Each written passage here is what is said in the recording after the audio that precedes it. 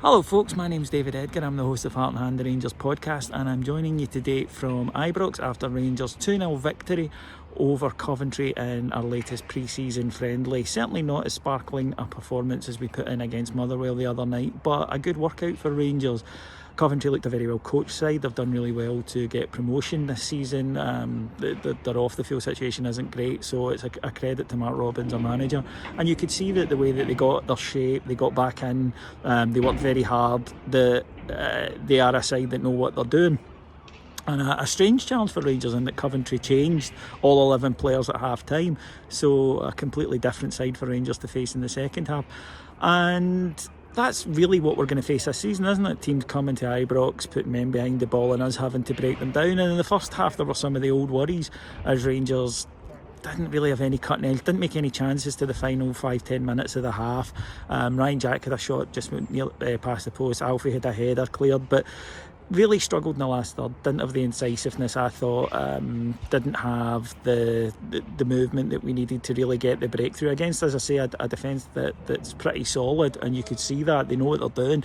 And I think it's something that we do need to be able to do it is have our players have the Hadjis and Kents and Alfies and Aribos in and around the opposition box, and that's what we got in the second half. Joe Aribo again continued his fantastic pre-season when he gave us the lead after a lovely move involving him and Alfie and a good finish to give us the advantage. And Joe Aribo's playing with an edge that I haven't seen from him before. He always has been a super talented player, but there's a directness to him and an aggressiveness about the way he's playing at the moment. I think he could be huge for us, I really do. I said the other night I thought he could get 15 to 20 and I stand by that. I think he's a terrific player and he's got every opportunity to go on and do something here for us. Rangers then continued and got the second. A wonderful ball in by Tav. Up went Connor Goldson, headed it across the keeper into the far corner for 2-0. Raft of substitutions, of course, from Rangers. As interesting as the players who did come in are the players who didn't feature. No Jordan Jones featuring at all today, no Greg Docherty, and you would think that maybe their time at Ibrox is coming to an end. Stephen Davis missed out with a slight knock, a slight Achilles, but it was good to see Philip Helander return. He's back after a long time out when you think about it. I mean, obviously lockdown, but he'd been injured before that, so good to see him get some game time, and as well as the youngsters getting a wee bit more. In terms of what it was like being here, it's surreal. It's a weird experience when Rangers score and nobody other than the coaching staff and the players cheer and clap.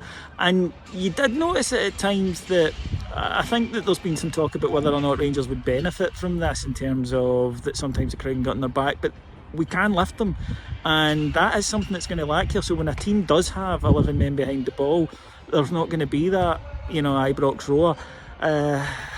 It's just something we're all going to have to get used to. But Rangers are back, continued a good pre-season. I hope you enjoyed this. I will be back next week after we start our season. God, it's coming around already as we take on Aberdeen. If you want to hear more from us, go to our Patreon. It's patreon.com/Heart and Hand. $1.99 per month gets you up to 5 shows every single day on all things Rangers. Thanks for listening. I'll talk to you again soon. Take care. Bye bye.